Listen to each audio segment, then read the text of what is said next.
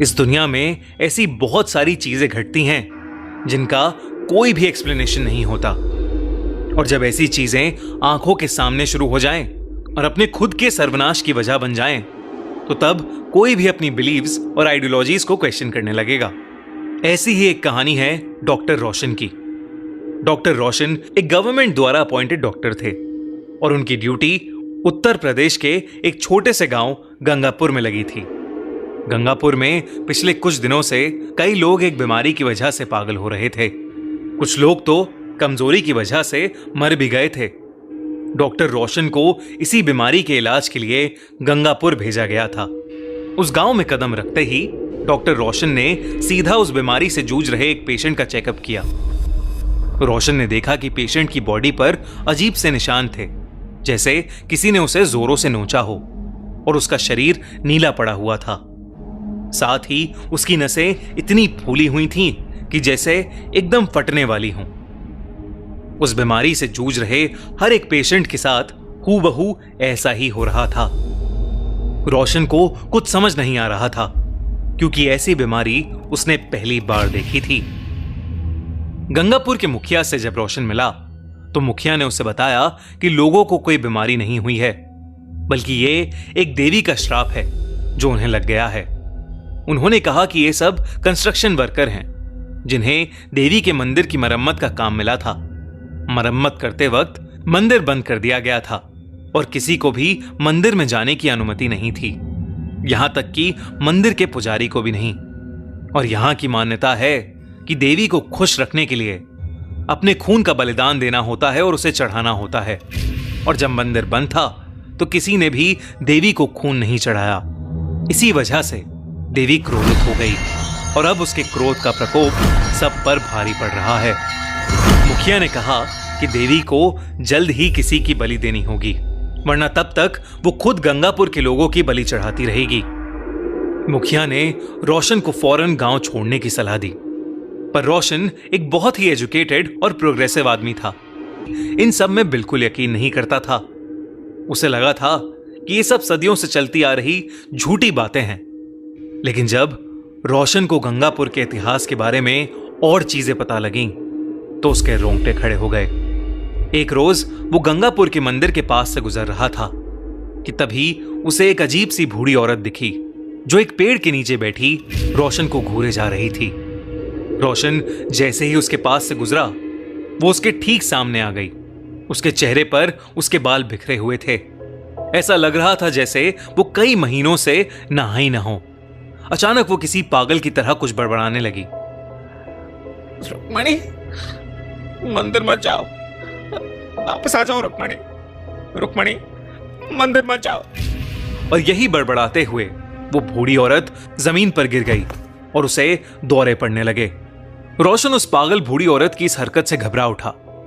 वहां एक और आदमी भी घूम रहा था जिसने उस पागल औरत को वहां से भगा दिया।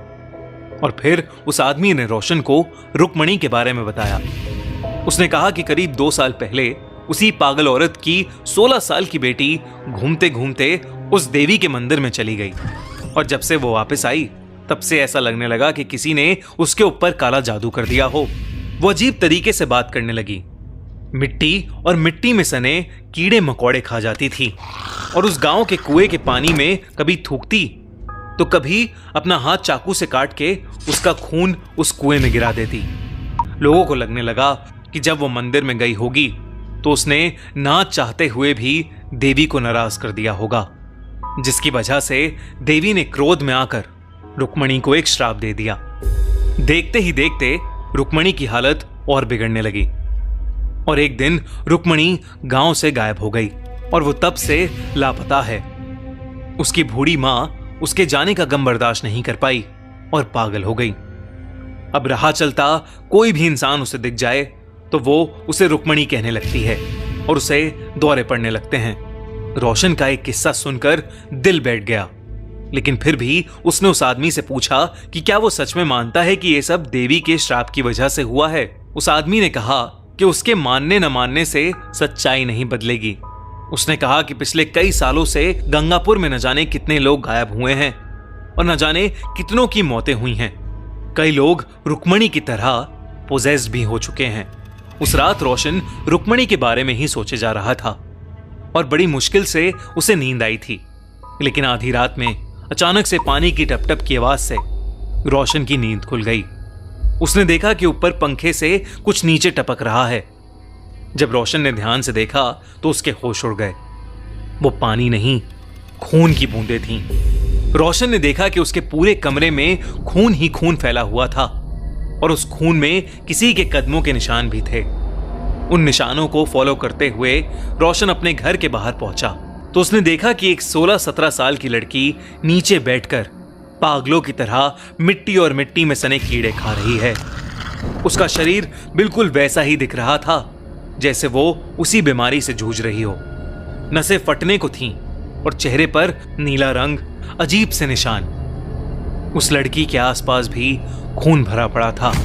वो लड़की एकदम से उठ खड़ी हुई और फिर बहुत ही अजीब तरीके से चलते हुए रोशन की तरफ आने लगी और फिर अचानक ही उसने रोशन का गला पकड़ लिया और उसे हवा में उठा लिया। इससे पहले कि रोशन कुछ कर पाता, उस लड़की की आंखें सफेद हो गईं और उसे अजीब से दौरे पड़ने लगे। उसने रोशन का गला छोड़ दिया और रोशन नीचे गिर पड़ा। रोशन के गिरते ही वो लड़की भी बेहोश हो गई। जब रोशन ने उसे चेक किया तो उस लड़की की सांसें नहीं चल रही थीं। रोशन उसे तुरंत हॉस्पिटल लेकर गया, लेकिन वहां जो उसे पता चला उससे उसके रोंगटे खड़े हो गए। जब उस लड़की के टेस्ट हुए तो पता चला कि वो उस रात नहीं बल्कि कई दिनों पहले ही मर चुकी थी और वो कोई और नहीं बल्कि उस गांव में रहने वाली उस पागल औरत की बेटी रुक्मणी ही थी। उस रात रोशन का दिल दहल गया था, लेकिन जब वो वापस अपने घर आया तो उसके घर के अंदर ना तो कोई पैरों के निशान थे और ना ही कमरे में खून की एक भी बूंद। रोशन को कुछ समझ नहीं आ रहा था कि उस रात उसके साथ क्या हो रहा है। रोशन बस सुबह का इंतजार करने लगा और अगले ही दिन रोशन गंगापुर हमेशा हमेशा के लिए छोड़कर चला गया। आज भी वो ये सोचता है कि रुक्मणी अगर पहले ही मर चुकी थी तो उस रात वो उसे कैसे दिखी और क्यों दिखी। क्या सच में रुक्मणी और उन कंस्ट्रक्शन वर्कर्स को देवी का श्राप लगा था? आपको क्या लगता है? हमें कमेंट्स में जरूर बताइए।